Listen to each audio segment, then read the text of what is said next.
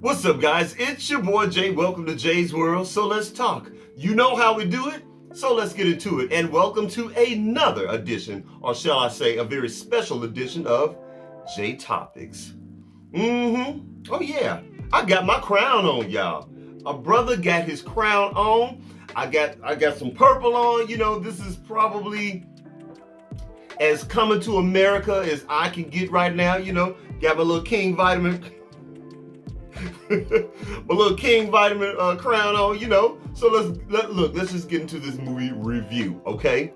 All right, now I'm sure by now most, if not all of us, have seen the movie, okay? So I'm just letting you know right now, if you clicked on this, there will be spoilers in this review, all right? Y'all know how I do it. Just a little light touch, okay? Not a real deep, in-depth review, but just my opinion on some things that I saw in the movie. Okay, first, I'm just gonna start off by saying, I thought the movie was okay. I'll be honest, I just thought the movie was okay. I'm not going to trash this movie because, look, the bar has been set so high. I mean, the bar has been set so high for the first movie that there is no way in the world, in my opinion, that Eddie Murphy or the best writers in the world could really have outdone the first Coming to America. I mean, I just don't feel that that could ever have happened anyway. You know, seriously, it's like catching lightning in a bottle. You know, I feel that Coming to America was just one of those very special moments in time. You know, it's just, it happened when it was supposed to happen, and that's just it. But I felt the movie was just okay on its own, okay? Definitely had some great highlights. Okay, look, let's start off with the cast. Y'all, they had everybody and their mama, sister, cousin, brother, uncle, pet, dog, cat, and everybody was in this movie. And I really do appreciate the fact that they did bring back, just about everybody in the original cast. Now, I did notice that Lisa's sister, you know, remember Lisa McDowell's sister, the loose one? I noticed that she was not back. They didn't bring her back for whatever reason. I'd even read somewhere that she didn't want to come back. Not sure how true that is, but she was not back. And I really would have loved to have seen her come back.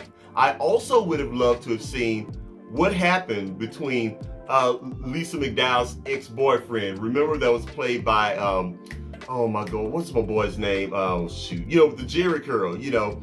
I would love to have seen how that would have developed, and maybe did they ever, you know, have a relationship? Did they ever, you know, I don't know, get married or whatever? So that would have been really cool to see. And also, of course, obviously, Madge Sinclair, you know, Prince Akeem's mother, the queen, our dearly beloved Madge Sinclair. She was not able to come back because we lost her back in, it was like the early 2000s, I'm gonna say. Yeah, so yeah, Madge has been gone for a while now. But I do appreciate and respect the fact that there are at least 4 or 5 moments there where they just kind of gave a nod and an homage to that character. You know, they didn't necessarily specifically say what happened to her, but I love the fact that they gave a nod to her out of respect. I love that, you know. Of course, the movie starts out in Zamunda.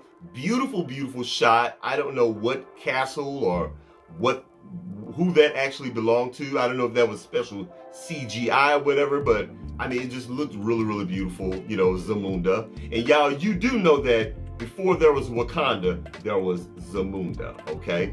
And, you know, and of course they showed Eddie Murphy and Lisa, you know, they were in the royal bedroom. And of course their girls came to wake them up. And special shout out to Eddie Murphy's daughter. You know, she played, I believe, the middle child.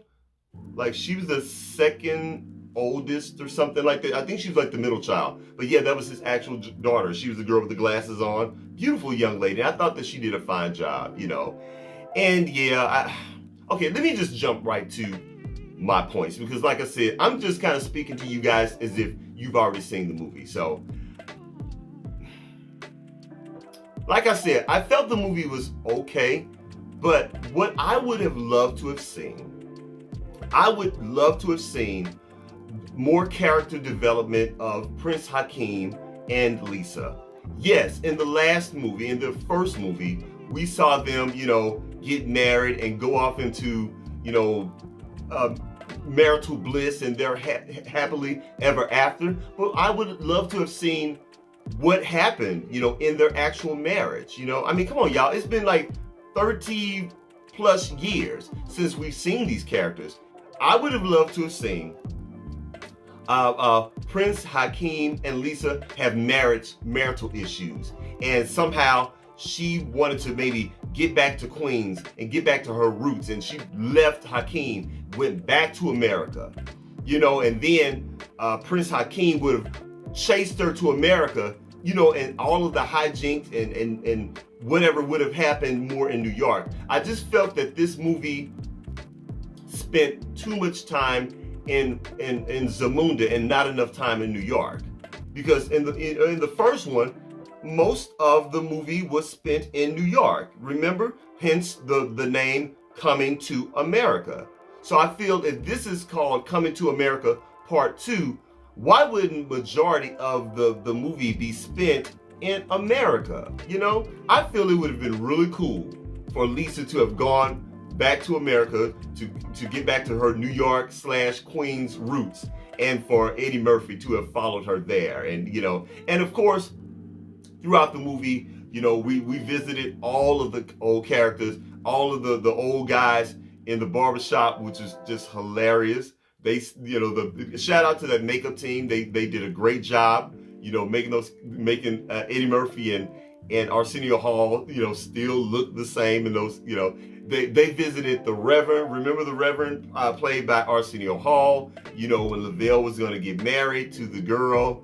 And yeah, so those scenes were really great, and I love those scenes, and those scenes were very special to me. But y'all, to be honest, I understand that they were trying to introduce a new character, which was Lavelle, the Prince Lavelle, his illegitimate bastard son.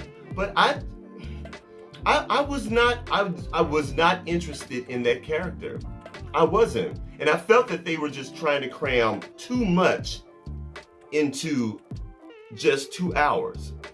Going back to what I said earlier, I would love to have seen them focus more on the principal characters, and then, and of course, during Prince Hakeem's visit to America, he found out that he had a son. And I didn't mind Lavelle being in the movie. I just didn't want them to focus solely on him. And because they just didn't have enough time to really develop his character and make us, the fans, the viewers, fall in love with his character, fall in love with the girl that he was pursuing. I just didn't care about it. Honestly, I really didn't. Now, of course, my girl, Leslie Jones, she was in it. Leslie is just, Leslie is a stone fool. I love me some Leslie Jones. Leslie is just so crazy. Leslie actually reminds me of a homegirl of mine. They don't look anything alike, but just her personality and just, just crazy. I love Leslie Jones. She just reminds me of one of those homegirls. She reminds me of a homegirl that everybody would know. So Leslie Jones, she did her thing. Of course, Tracy Morgan, he played the uncle. And he was funny. Tracy was doing his thing. My girl Lunel, I believe she was Prince Lavelle's aunt, possibly, So you had all of those people. You see what I mean? You had all of that good stuff right in New York. They really should have centralized the plot around Prince Hakeem coming back to New York. See, Eddie, you should have hired me to help write this plot, really. Honestly, overall, y'all, I just feel I loved seeing all of my old favorite characters back. And a special shout out also to my boy, John Amos. God bless John Amos. John Amos is up in his 80s now. He moves a little slower now. John is up there. So, but yeah, he came back as Cleo McDowell, and apparently, they have McDowell's in Africa now. I'm not sure if they still have locations in New York, but yeah, so if I'm not mistaken, I believe that Cleo McDowell now lives in Zamunda. I'm thinking, I think he even lives in the Royal Palace with them. I'm not sure. They didn't really specify that, but I think they sort of alluded to the fact that he lives with them or whatever. But anyway, so it's really good seeing him. Yeah, it was a feel-good movie. And look, if nothing else, the very end of that movie at the wedding reception was everything. It literally was everything. They had all those characters back on stage. Of course, it started off with, Mr. Jerry Curl, Mr. Powder Blue Suit with the ruffles, tuxedo wearing, Mr. Drop the Mic himself, Randy Watson. Woo! My boy Randy Watson came back, and he came back with a vengeance. He led the kicked off the music and everything, singing and doing his thing, shaking his curl. And y'all, did y'all see the twins? Remember the twins when Eddie Murphy and Arsenio Hall, they were in the club looking for the perfect woman for Hakeem's? Y'all, they brought those twins back. Now those twins, they're still cute. They're a little thick now. They're some thick girls now. But yeah, they brought the twins back. The dance routines were excellent. So y'all look, like I said, as a fan, I enjoyed the movie for what it was. I just enjoyed it for what it was. I really did not watch the movie expecting it to match the original one, because I knew it never could. So my advice to all of you who've not seen the movie,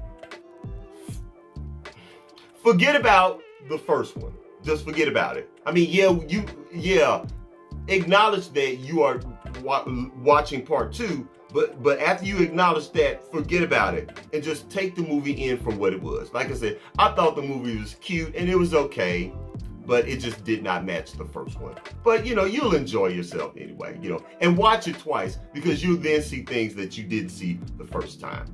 So anyway, so that's my review, if you want to call it a review. I know y'all, I was just bouncing all over the place, but anyway. So yeah, so congratulations Eddie Murphy, congratulations Arsenio Hall, who brought back his character Simi, and the whole cast and crew and production and everybody, and a special shout out to Tyler Perry, because they did use most of, if not all of, Tyler Perry's studios to actually film that movie. So shout out to Tyler Perry as well for having that facility ready for them. And I know a lot of y'all think I hate Tyler Perry. I don't hate Tyler Perry, but I do have my issues with him. But anyway, that's whole another video. But anyway, so y'all, that's it. That's all I got. Please don't forget to rate, comment, and do what?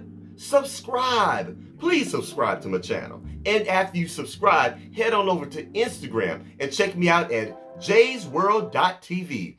That's JAISWORLD.tv on Instagram. And I'll holler at you later. Peace.